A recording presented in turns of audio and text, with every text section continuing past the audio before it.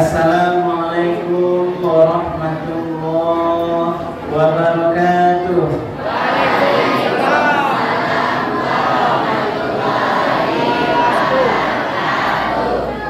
Alhamdulillahirabbil alamin alladzi anzala as-sakinata fi qulubil mu'minin. Asyhadu an la ilaha illallah wahdahu la syarika lah wa asyhadu anna Muhammadan abduhu wa rasuluh sallallahu alaihi wasallam la nabiyya ba'dah. Wa qala Allah ta'ala fil Qur'anil Karim, a'udzu billahi minasy syaithanir rajim. Bismillahirrahmanirrahim. Wa yas'alunaka 'anil mahid qul huwa adhan fa'tazilun nisaa fil mahid wa la taqrabuhunna hatta yatahurun fa idza tatahharna fa'tuhunna min haitsu amarakumullah. Innallaha yuhibbut tawwabina wa yuhibbul mutatahhirin. Shadaqallahul azim. Bapak dan Ibu majelis guru serta karyawan perhati SMK 1 yang dimuliakan oleh Allah. Kemudian anak-anak kami, para pelajar yang hadir di rumah Allah yang mulia pada sore hari ini. Hadirin dan hadirat yang tidak kami sebutkan satu persatu nama atau penjelasannya. Marilah kita sama-sama terlebih dahulu menyampaikan kalimat puji syukur. Alhamdulillah. Segala puji bagi Allah Tuhan semesta alam, karena pada sore hari yang cerah ini, hari yang penuh berkah ini, kita bersama-sama hadir di masjid ini untuk mendengarkan kajian atau tausiah yang insya Allah nanti akan kami sampaikan, yaitu tentang Tohara. Jadi itu adalah judul yang diberikan kepada Bapak Ustaz, yaitu kajian tentang Tohara. Tahu anda semuanya Tohara apa? Apa nak? Iya, nanti kita sampaikan ya. Semuanya sehat-sehat anda semuanya? Alhamdulillah. Badannya sehat, pikirannya sehat, saku-sakunya sehat. Nanti kita sama orang tuanya ya. Kita berdoa mudah-mudahan kita selalu diberikan kesehatan oleh Allah Subhanahu wa taala. Amin ya rabbal alamin.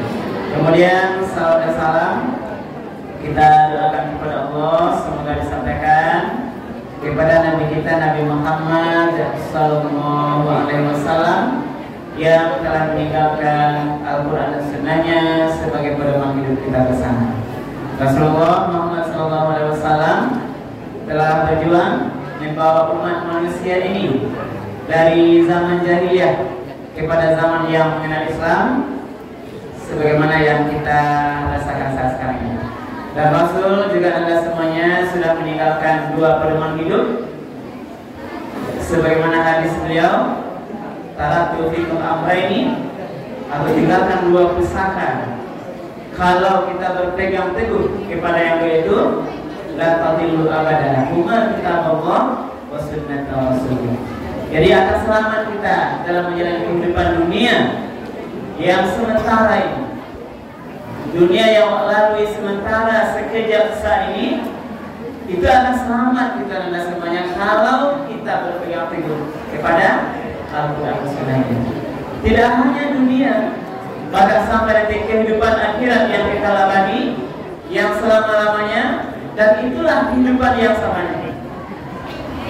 Karena itu mari kita terus menjadikan Al-Quran itu sebagai pegangan pedoman hidup kita sehari-hari. Baik Bapak Ibu dan anak semuanya, sebelum tausiah atau ceramah disampaikan oleh Ustaz, akan disampaikan, izin dulu kenalan singkat Pak D. Mungkin ada yang tahu atau yang banyak mungkin yang belum, karena Bapak baru kali ini mungkin barangkali berbagi ilmu kepada kita semuanya di sekolah kita ini. Nama Indra Suherman, SHI, MAD. Jadi Pak Indra ya. Ada yang sana ngomong, ada yang namanya Indra di sini. Ya Pak saja lah, karena Indra. Baik. Jadi tugas sehari-hari adalah pembulu kuan. Jadi Pak pembulu yang tugasnya apa tugasnya anak? Tugas Pak pembulu kuan menikahkan orang. Kalian mau menikah nanti? Itu diantaranya. Nah, jadi sering bergiliran melayani pasiennya adalah pengantin baru, umurnya hampir mirip dengan kalian. Yang di screening, dinasihati hari-hari, dilaksanakan akad nikahnya. Jadi pada kesempatan ini sebelum kaji ini Bapak sampaikan kaji inti kita. Pesan dulu pada anak-anak semuanya. Sekarang anak-anak, beberapa kali Bapak menikahkan teman-teman musibaya yang berhenti sekolah, ya, menikah sedang usia sekolah.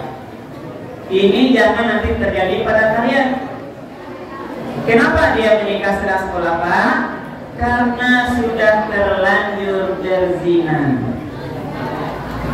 Nah, jadi ini pelajaran oleh kalian hati-hati, jangan bergaul terlalu bebas. Ya Nana ya.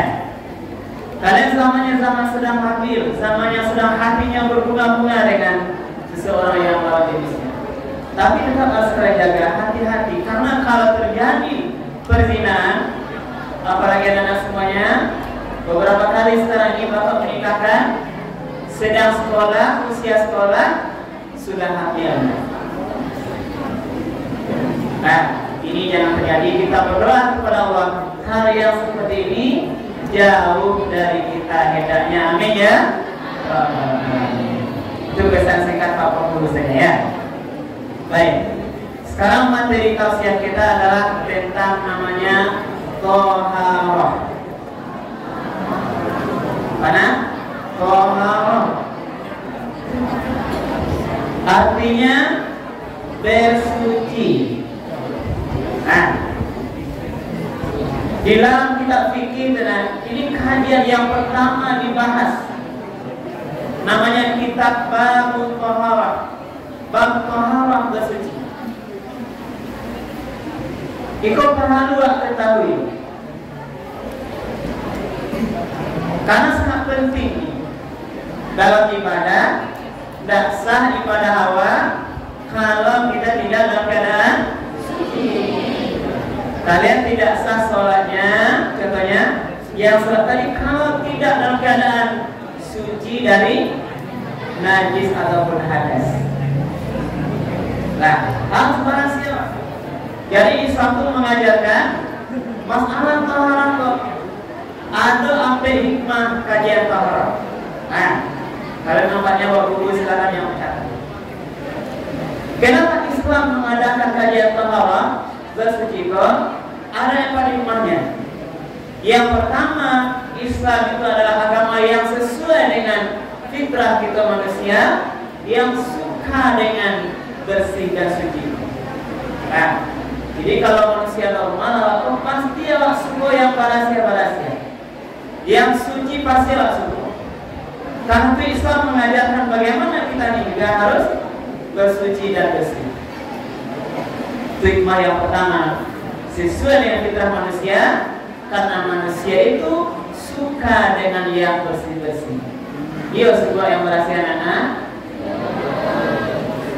Jijik apa yang kotor-kotor? Ini adalah fitrah naluri kita manusia.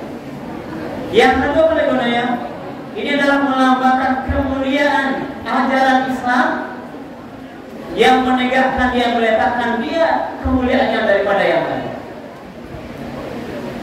Islam tidak disisihkan oleh agama yang lain karena dianggap nanti Islam itu agamanya yang kotor. Tidak, Islam agama yang bersih sehingga kita bisa mulia di hadapan yang lain karena persoalan kebersihan. Itu yang kedua. Yang kedua gunanya rahasia. Taharah nikahnya untuk agar kita sehat. Nah, kalau rahasia berarti kita akan sehat. Ya nanti di rumah kalau kamarnya kotor, ya pakai berserakan, kotor-kotoran sampah di kamarnya, di rumahnya, di sekelilingnya, itu akan mendatangkan penyakit. Islam mengajarkan kesehatan. Kuliah awal bersehat.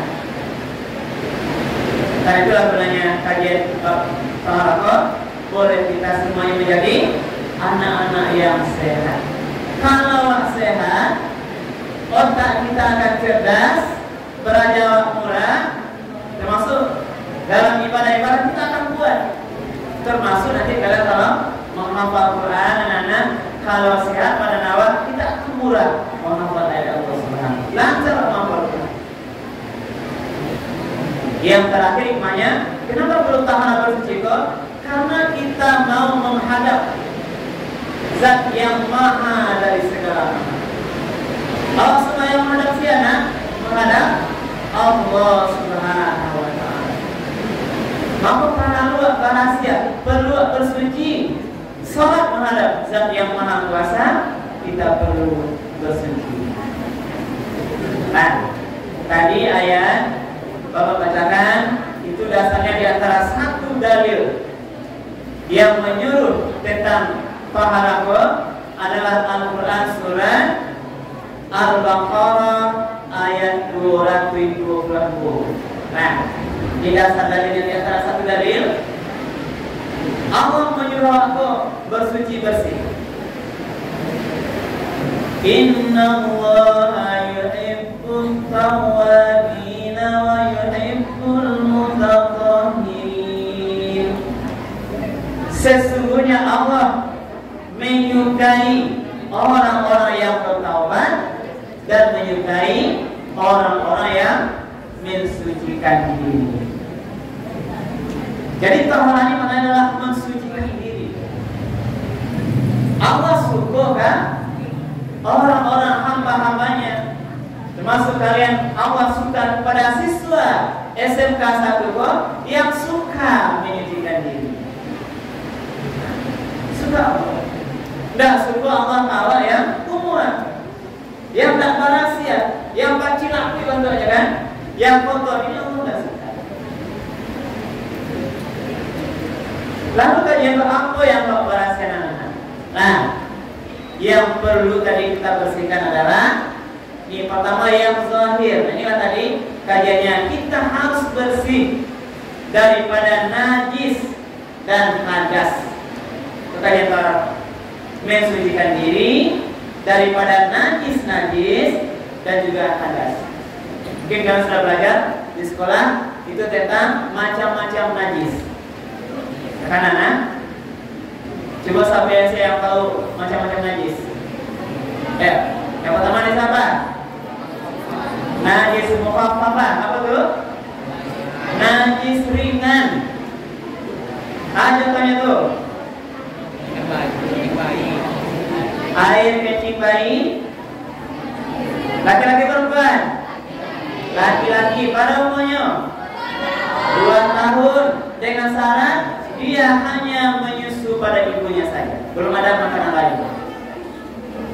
Jadi kalau ada adik kalian masih kecil di rumah, pipis dia, umurnya di bawah 2 tahun, belum ada makanan lain selain susu ibunya, ASI ibunya, itu dia kalau pipis dia tergolong dia mengeluarkan najis mukhaffafah, najis ringan.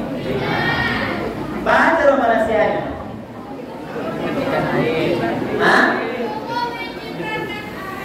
Iya, cukup dipercikkan, dijentikan, ambil air, cek, dijentikan. Ya, itu sudah bersih. Nah, Tapi 2 tahun. Kalau sampai tahun Pak, gimana? Itu 2 tahun. Kalau sudah lebih 2 tahun, dalam kajian fikih itu sudah naik di atas najis mutawassit. Nah, kalau kalian yang pipis itu najis apa tuh? Najis ringan juga? Tidak, ya, najis mutawassit. Yang pertama tadi najis namanya najis ringan. Adalah najis, contohnya air pipis atau air kencing anak-anak adik kita tuh yang kecil yang umurnya 2 tahun tapi masih menyusui kepada ibunya dan belum ada makan lain yang dia bersih. Nah, yang kedua najis apa namanya? Najis mutawassithah, najis sedang. Itu adalah contohnya kotoran manusia. Kalau aneh pada nawa pakaian kalian, karena najis mutawassithah itu harus dibersihkan dengan caranya mengalirkan air. Ya, maka itu kalau kalian baju awal, kalian pipis, itu selain mungkin kaca-kaca kan pipis buang air, kalian selawat tuh. Nah, disiram air mengalir kepada kalian tuh, siram di situ sampai diperkirakan air itu nanti habis hilang kotoran najis. Itu cara bersihan. Mengalir airnya lebih besar ya. Saya pernah kalian pipis selamanya. Nah, itu karena pipis itu selama kalau proses yang kata itu kan bangkai. Jadi kalian laki-laki ini usahakan kalau buang itu harus dilipatkan celana terkate. Karena kalau naik nanti celana bagian bawah itu udah sah-sah kalian. Karena sholat harus bersih, badan bersiap, boleh. Pakaian bersiap, sampai juga bersih. Nah, jadi kalau ada pakaian kalian karena pipis kalian sendiri, itu harus dipastikan bersih dengan cara mengalirkan air kepada air. Yang kategori saleh, mukhalafah ya, itu najis berat. Ada contohnya. Nah, kenapa nah? Contoh najis berat apa nah? Dijilat wawaw.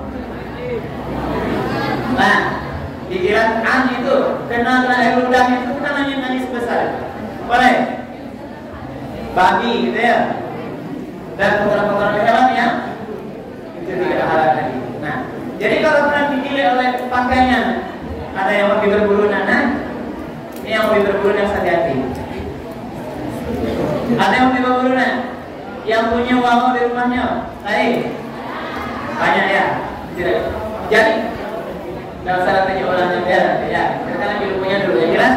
Setiap pakaian kena atau badan kalian kena oleh jilatan walau itu si A itu harus dibersihkan dengan pembersihan najis berat. Baca namanya. Macamnya disamar ya 7 kali dengan air bersih, 1 diantaranya harus pakai tanah atau debu. Itu harus nanti. Tidak bisa tidak. Kalau nanti kena najis berat pakaiannya dipakai sholat, tidak disamak dulu dibersihkan sesuai dengan aturannya, tidak sah sholat. Ini yang pertama tentang perkara najis. Nah, itu najis. Itu harus bersih ya. Yang kedua kita harus bersih dari hadas. Nah, tahu hadas nah? Hadas di suatu kondisi keadaan yang juga harus kita bersihkan sebelum kita melakukan ibadah salat. Hadas itu ada 2. Yang pertama hadas kecil. Nah, ada itu hadas kecil. Mana? Kita buang angin, takkan tweet, buang angin. Itu ada. Setiap hadas kecil itu dibersihkan dengan apa?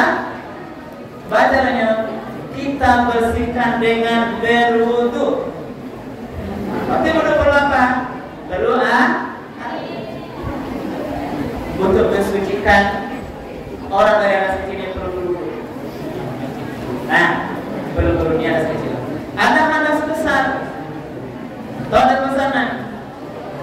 Apa coba? Haid. Nah, jadi anak-anak semuanya yang datang tamu bulannya itu setiap bulan setelah seminggu belas itu namanya hadas besar. Itu tidak bisa berwudu atau tidak cukup berwudu, harus dibersihkan disucikan dengan cara apa? Mandi wajib. Sudah pernah mandi wajib semuanya, nah? Laki-laki pernah mandi wajib semuanya? Sudah belum? Alam sunnah ya, Pak? Yang pernah mandi wajib? Siapa coba? Kalau pernah mimpi basah, nah? Pernah mimpi basah, nah? Berarti kalau udah mulai balik. Nah, mimpi basah, istilahnya itu karena kita sudah mulai balik, itu kita akan harus melaksanakan mandi ya. Nah, berarti kalau sudah mulai besar, sebentar lagi kalau nanti akan berumah tangga, ya. Nah, jadinya tadi itu bagian hadas yang harus kita bersih. Hadas bersama. Dalam kondisi kita bersih, nah, atau suci inilah para kuliah melaksanakan sholat yang merupakan kewajiban.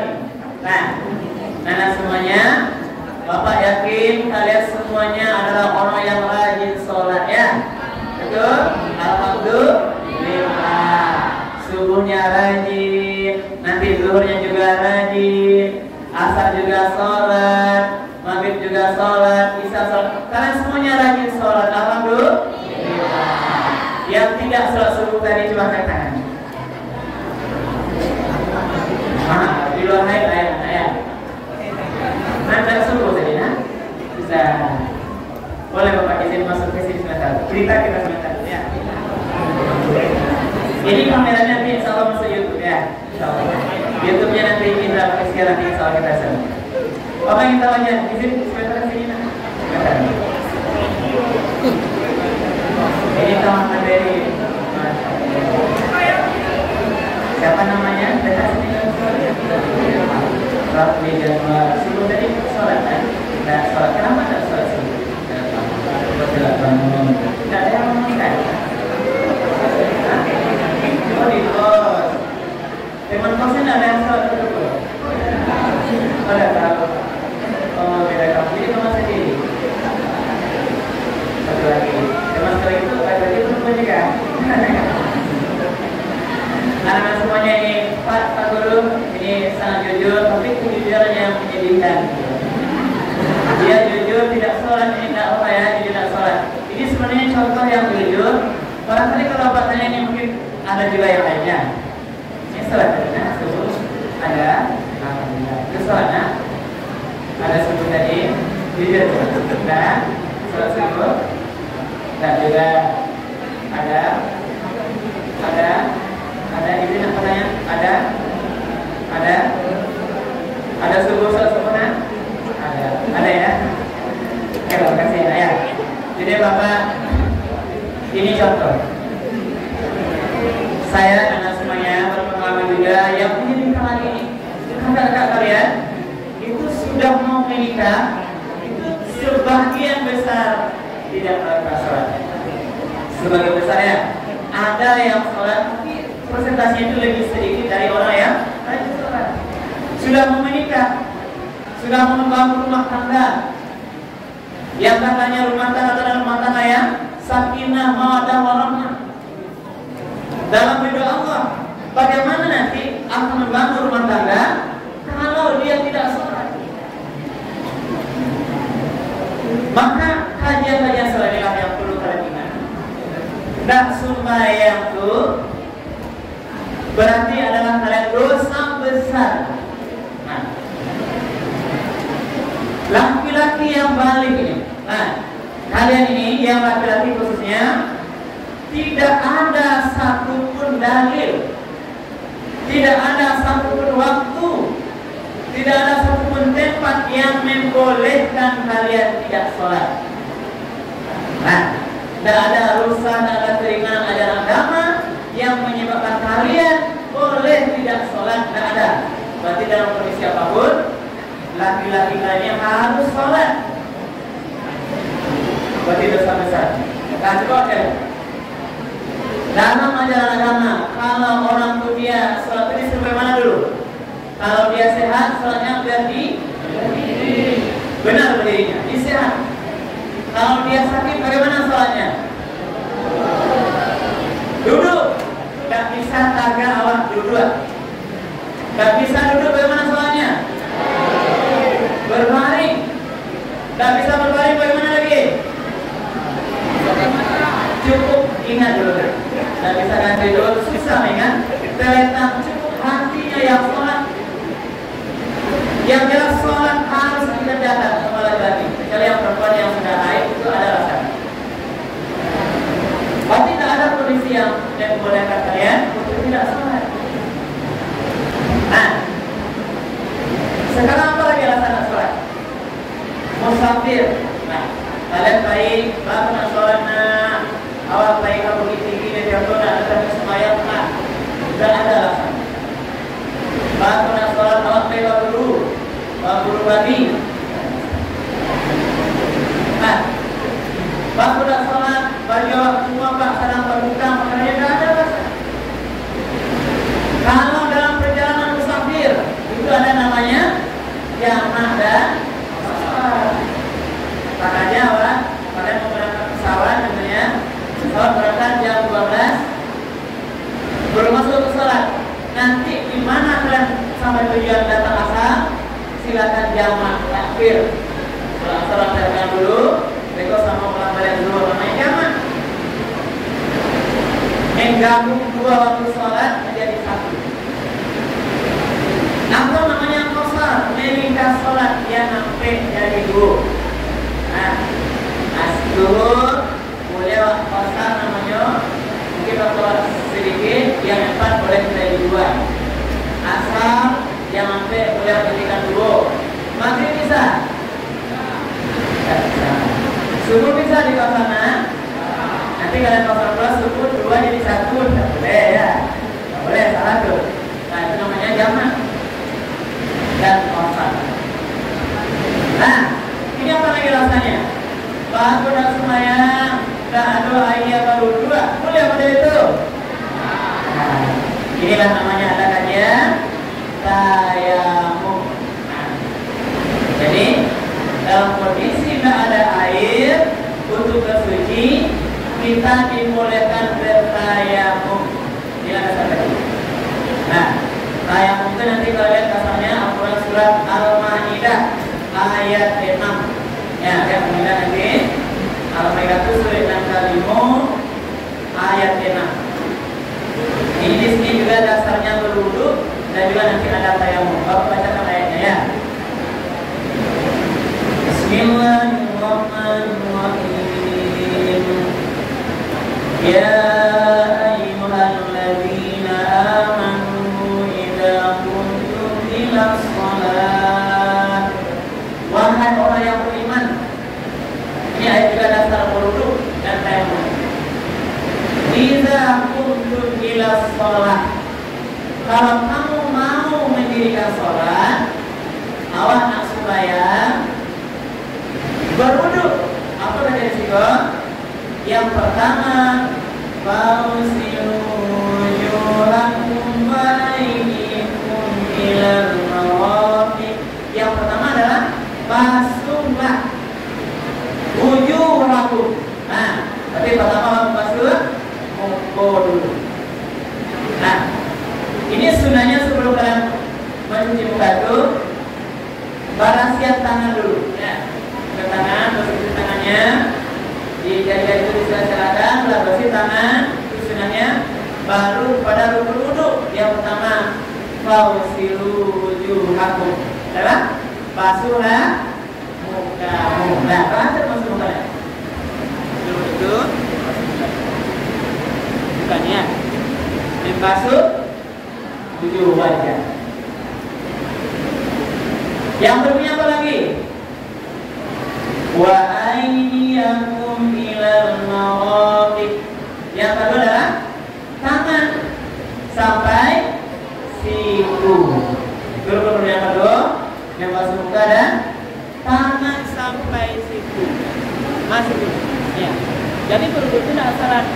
dari ujung ini sampai siku.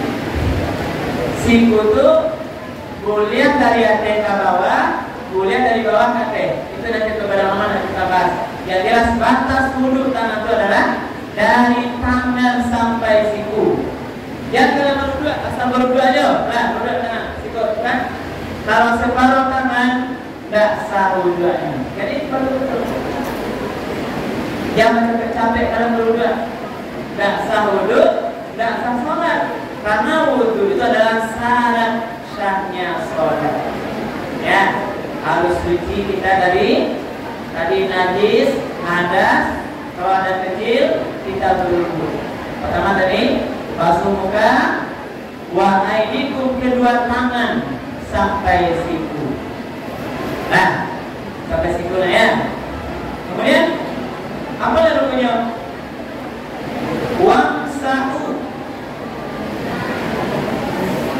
Wamsahu bi ru'usikum. Gimana tadi? Wamsahu bi ru'usikum, dan wamsahu pada waktu itu adalah sapu kepalamu. Nah, karena itu makna sapu. Menyapu itu melekat sapunya di lantai. Ya, menyapu namanya. Kalau ini sapunya, ini lantainya, kalau menyapu ini bisa dia, tak melekat dia, nah? Tak menyapu namanya. Kalau menyapu, sapunya melekat di lantai. Itu namanya wamsahu. Itu bapak buka pencinya ya. Nah, berarti menyapu, ambil airnya, wamsahu bi ru'usikum. Ambil air, sapu nempel di kepalanya. Kalau sunahnya sampai belakang pada kepala ke atas. Nah, ambil air menyapu, disapu. Yang disapu kepala, bukan rambut. Nah, ru'usikum itu kepala. Kalau rambut syahrul masalahnya. Sapu kepala, lekat dari sini, lekat sapu. Jangan belajar cepat-cepat. Kayak ini. Ambil air. Boleh nah? Yang kena hanya rambutnya 3 kali ini. Nah, itu bukan menyapu namanya ya. Kurang sempurna wudhu kalian. Yang menyapu wamsahu itu, ambil air, tempel kepala, lekatkan di situ sampai kan. Disunahkan melewatkan oleh kepala ke atas. Kalau wajah dan tangan tadi sunahnya 3 kali. Kalau menyapu kepala itu boleh 1 kali. Nah, kajian kepala itu termasuk di situ telinga, ya. Nah ya, telinga, kepala, telinga ini dianggap masuk bagian kepala sebenarnya. Jadi baca telinga dulu, tempel jari kalian ini, ujung jarinya masukkan ke lubang telinga itu, yang ini hapus ini kain, nah, kepada daun telinga. Jadi tidak asal-asalan daun ini, hanya yang bersih agama ini. Sapu kepala, langsung telinganya dibersihkan. Nah, setelah itu apa lagi?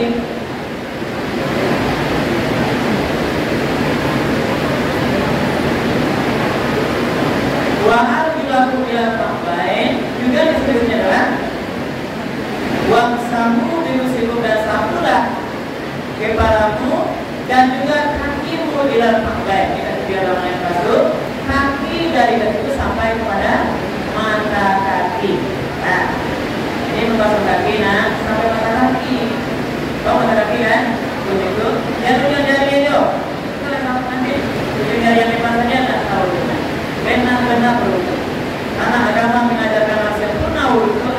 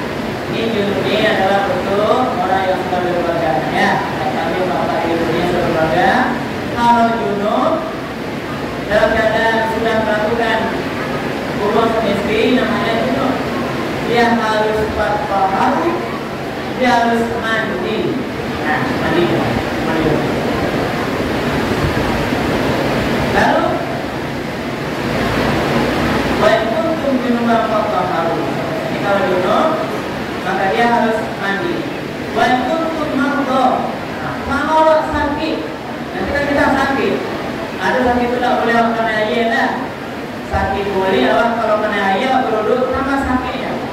Nanti usahanya.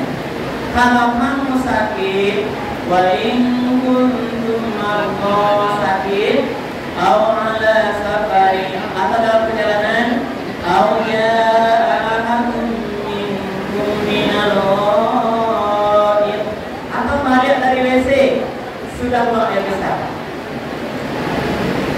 Kemudian Allah masukun nisa atau menyentuh perempuan. Nah, yang marah Allah masukun nisa atau dia menyentuh perempuan. Walam tajidu ma'am fatayammamu. Kalau demikian terjadi, lalu dia tidak menemukan air. Nah, tidak ada air atau beruduk. Padanya fatayamam, maka dia adalah bertayamum. Nah, jadi tidak ada masalah. Kalian nanti batal wudunya. Baik ada mereka sama baru dah sholat, tidak ada air. Tidak ada alasan itu. Kalau tidak ada air, boleh bertayamum. Nah, fatayammamu sa'idan thayyiban. Bertayamum dia dengan baik, nanti arahnya dengan benar. Dia tayamum boleh dengan daun, boleh dengan kayu atau batu, boleh dengan tisu sekarang, ya, menggantinya bertayamum, atau dengan nanti dengan debu. Kalau membersihkan tadi, kalau membersihkan ada kotorannya, dibersihkan dengan itu, dengan tadi daun, kayu, tisu itu kalau membersihkan ada masih ada kotorannya. Nah, mengganti wudhu tadi itu bertayamum dengan menggunakan debu atau tanah. Nah, kalau memang ada air atau sholat, bertayamum sa'idan thayyiban. Gunakan nanti tanah atau debu. Baca doanya. Nah, niat tayamum, lantaran tangan tidak di debu tanah itu, boleh di tanah, boleh di dinding, kalau pakai pesawat di mobil, boleh di apa tuh? Di dinding pesawat, di dinding kapal tuh, di bekas-bekas tempat duduk di depan kita tuh, boleh nanti kalau niat tayamum. Karena pada dasarnya semuanya berdebu nih, bumi, ya. Boleh. Bagaimana cara tayamum? Berniat tayamum untuk menghilangkan hadas tadi, letakkan tangan di tangan itu keduanya gini, dua. Nah, lepaskan. Lalu kalian hapus. Hapuskan. Lalu di sini dua saja. Kalau yang pertama hanya dua saja. Apa yang pertama? Di sini famsahu biwujuhikum. Nah, maka sapukan ke wajahmu. Sapukan ke wajah ini. Dan wajah satu kali saja. Wa aydikum dan tanganmu. Nah, tangan itu tidak sampai situ, hanya pergelangan tangan saja.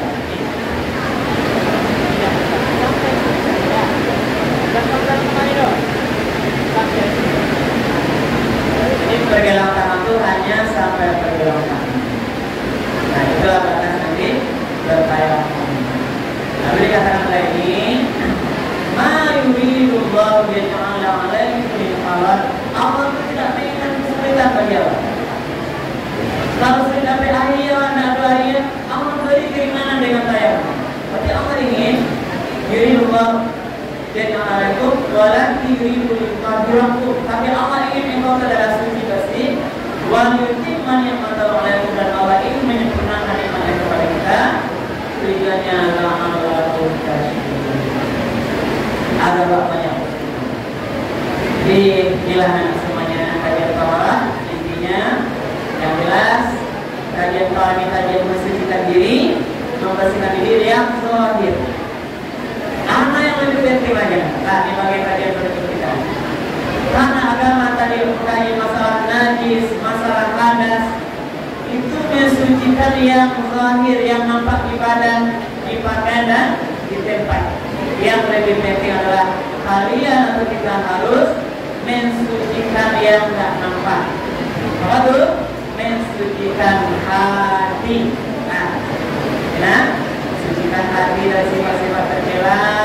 Tidak boleh hawa diri tinggi, harus hawa sifat sombong, sifat hawa tidak ikhlas, suka menjela orang lain, sifat suka menjelek-jelekkan. Barangkali juga ada kalian tak boleh kalian menjelekkan guru-guru kalian. Itu dosa besar. Harus patuh kedua. Laki-laki perempuan kalau tidak suka harus tetap sabar kalian, ya. Karena dia adalah orang tua kita di sekolah yang mengajarkan kalian banyak ilmu. Bagaimana menjadi orang kita, orang yang terpulang guru-guru kami. Jadi, inilah mungkin kajian di proses kita pada sore ini. Sebelum Bapak tutup, kalau ada pertanyaan, satu atau dua silakan. Ada nak pertanyaan? Silakan. Ini pertanyaannya tak terdengar dan ujian ya. Pertanyaan mungkin pertanyaan komunikasi. Jangan silakan. Assalamualaikum warahmatullahi wabarakatuh.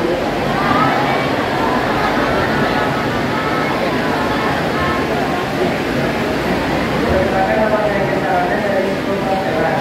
Jika kita tidak pakai izin atau hadas dan kita ingin sholat, tetapi air tidak ada, apakah kita boleh bertayamum?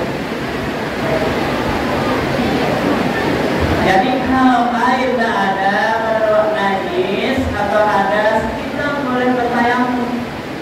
Tapi caranya beda tadi. Kalau yang najis tadi itu dibersihkan dulu. Nah, kena kotoran dan langsung dulu dibersihin diparate dulu, dibersihkan atau pakai daun atau pakai kayu, yang bersih semuanya itu, tidak ada dan bekasnya, baru nanti bertayamum ya. Jadi jangan langsung tayamum. Jadi karena kotoran manusia atau karena kotoran tadi dibersihin dihilangkan dulu maksimal. Kalau batu kan ada karate hai kan, dibersihkan semaksimal mungkin dulu.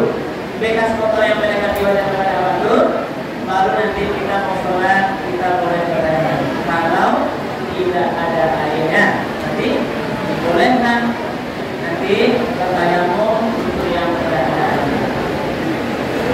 Cukup nah? Oke. Satu lagi yang perempuan, kalau ada.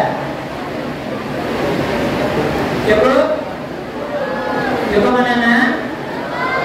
Baik. Cukup ya Pak. Baik. Yang jelas intinya sudah kita dapatkan. Jadi Pak Guru menyampaikan kalian dengan yang jauh-jauh kan. Kemudian tadi kita menonton pada sore ini bisa bermanfaat. Yang penting yang pesanan sekali lagi. Yang penting kalian tolong terus dijaga sholatnya ya. Jangan tinggal sembahyang enak ya. Sholat itu yang agama, as-sholat imaduddin. Sholat itu yang agama, faman aqamaha, faman aqamatin, wa man tarakaha, faman hadamatin. Siapa yang mendirikan sholat, dialah yang mendirikan agama. Siapa yang meninggal sholat, dialah yang berbuat agama. Dan Nabi pernah ditanya, apa beda orang muslim dengan kafir? Lima bedanya. Yang membedakan bainal abdi wal kufri, yang membedakan hamba dengan orang kafir yang berbuat tarikus sholat, bahkan yang meninggalkan sholat. Tidak boleh nanti. Tapi dibedakan orang yang kufur melawan orang yang sholat itu dan sholat. Awak bisa melihat orang yang baik, nah lihat sholatnya. Nah, sekarang kalau mencari orang baik, lihat sholatnya. Kalau sholatnya baik, khusyuk, tidak tergesa-gesa, insya Allah bisa melamatkan dia adalah orang. Jadi kalau sembahyang ada sholat saja, berarti bisa melamatkan harta yang bisa kita. Karena itu jangan tinggalkan lagi sholat. Yang mana? Nah, yang kedua, tolong jaga diri kalian ya. Nah, jaga pergaulan, jaga sikap. Ini masa-masa lagi. Jangan nanti kalian terdapat seperti yang pernah terjadi. Orang tua kalian memang ibu kata tua dalam keadaan menangis menumpak penghulu. Nah, biasa orang tua itu menentang menangis, bergembira dia, tapi ada bersama bapak datang dia orang tua ayah ibunya datang ke kantor tua dalam keadaan bersedih dan menangis mendaftarkan nikah anak. Ibu menangis, Iya Pak, mengatakan anak. Rokoknya aja satu bahagia, bukan itu masalahnya Pak.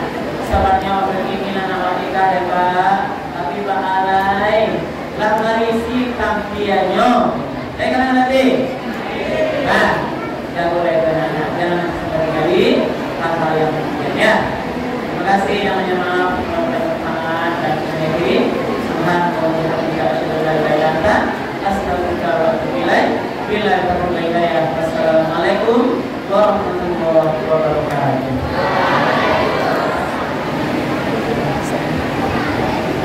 Terima kasih kita ucapkan kepada Ustaz kita yang telah memberikan kajian kepada kita tentang Toha. Jadi cara Alhamdulillah.